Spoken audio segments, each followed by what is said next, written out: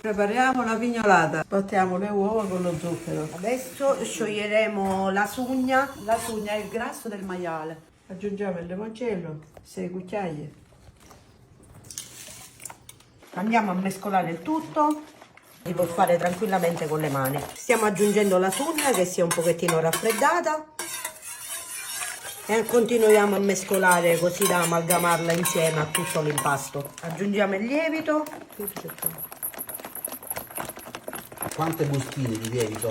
2, perché stiamo facendo la dose per 2 kg di farina questa. Ci sono 12 uova, 2 bustine di lievito per dolci, 200 g di sugna, limone, 400 g di zucchero. Adesso piano piano andiamo ad aggiungere la farina, a poco,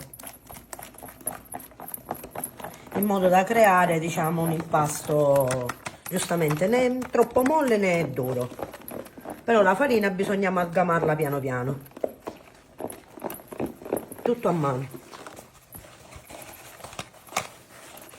Che una volta non si andava a comprare dolci, una volta i dolci si facevano in casa con le nonne, con le mamme. Allora adesso procediamo a stirarla. Il nostro panetto lo andiamo a tagliare in piccole parti che andiamo a stirare come dei bastoncini e poi lo andiamo a tagliare a pezzettini di 3-4 cm, non c'è una misura standard, in modo da metterla qua in un piatto con della farina e trasferirla nell'olio caldo. Questa è la frittura. Quando l'olio inizia a bollire un po', si mette la pignolata, si dà una girata quanto viene omogenea, un 5 minuti e dovrebbe farsi la doratura e si scende. La pignolata è pronta. Gustatela, che è la più buona della Sicilia. Stiamo mettendo il miele in una pentola per riscaldarlo un pochino, per scioglierlo. Deve essere un po' fluido.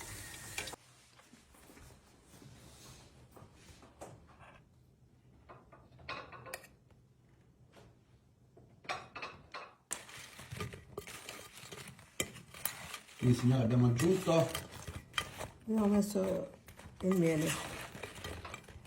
Abbiamo riscaldato un pochino. e completiamo come?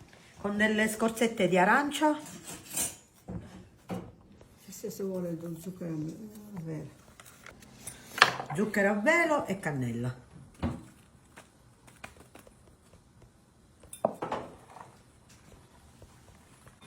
Ecco, pronta per gustarla.